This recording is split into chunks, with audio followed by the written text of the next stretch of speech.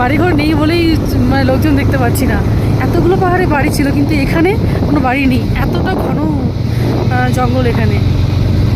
মনে হয় এখানে কেউ ভয়ই করবে না, ভয়ে কেউ থাকবে না। বাড়ি করে স্পেস কোথায়? সব তো মানে গহীন অরণ্য।